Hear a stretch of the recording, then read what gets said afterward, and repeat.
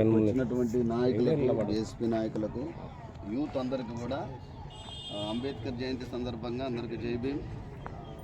ఈ ఉదయకాలం మనం అందరం కూడుకున్న ఉద్దేశం డాక్టర్ బిఆర్ అంబేద్కర్ గారి జయంతి సందర్భంగా కలుసుకోగలిగాం.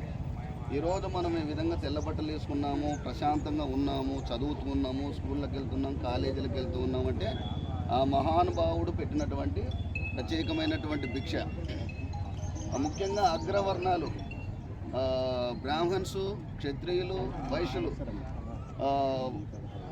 బ్రాహ్మణ్స్ విద్యను ఆక్యుపై చేసుకున్నారు, క్షత్రియులు రాజరికాన్ని ఆక్యుపై చేసుకున్నారు, వైశ్యులు వ్యాపారాన్ని ఆక్యుపై చేసుకున్నారు.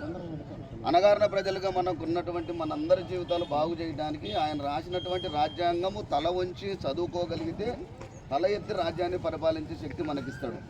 ఆ మహానుభావుడు ఎన్నో అవమానాలు పడ్డాడు, మనకు స్వేచ్ఛనిచ్చాడు. కాబట్టి దయచేసి నేను చెప్పే ఒకటే మాట, రాజ్యాంగాన్ని బాగా చదవండి, రాజ్యాంగాన్ని చదవండి. మన హక్కులు మనము కాపాడుకోవాలి. ఇందాక మౌలాలి గారు చెప్పారు, ఒక్క ఓటు తప్ప మనం ఏది ఉపయోగించుకోవడం లేదు. మన హక్కులు అన్నీ కూడా అణిగిపోయాయి. ఓటు హక్కు మాత్రం ఉపయోగించుకోండి. అది కూడా మనల్ని అణచివేసే వాళ్ళకి వేసి మనల్ని మనం బానిసలుగానే ఉంచుకుంటున్నాం. మన హక్కులు, మన ఆర్థిక అభివృద్ధి, ఆధ్యాత్మిక అభివృద్ధి అన్ని విధాలుగా ఉండాలంటే రాజ్యాంగాన్ని బాగా చదవండి. బాబాసాహెబ్ అంబేద్కర్ గారి జీవిత చరిత్ర కనుక మనం క్షుణ్ణంగా తెలుసుకోగలిగితే ఎవరు కూడా ఒక నిమిషము, ఒక గంట వేస్ట్ చేయకోకుండా ఒకరికొకరు ఈచ్ వన్ క్యాచ్ వన్, ఒక్కొక్కరు ఒకరికి బోధించండి, ఒక్కొక్కరు సమీకరించండి.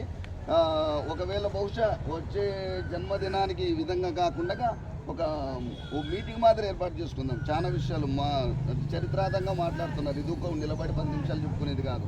కాబట్టి అందరూ కూడా వచ్చే సంవత్సరం జయంతి సందర్భంగా అందరూ కూడా రాజ్యాంగము కనీసము కొద్దిగానే తెలుసుకొని అంబేద్కర్ గారు మన కొరకు పడినటువంటి ప్రయాసను కొంచెమన్నా తెలుసుకుంటే మన జీవితాలు నిజంగా వికసిస్తాయని నేను తెలియజేస్తూ నాకు ఇచ్చిన అవకాశాన్ని బట్టి ధన్యవాదాలు తెలియజేస్తూ ముగిస్తున్నాను. మాదిగల ఉద్యోగ సమస్య, మాదిగల ఉద్యోగ ఎంప్లాయీస్ ఫెడరేషన్ అనేటువంటిది ఒకటి ఉంది. అంటే మన ఎస్సీలకు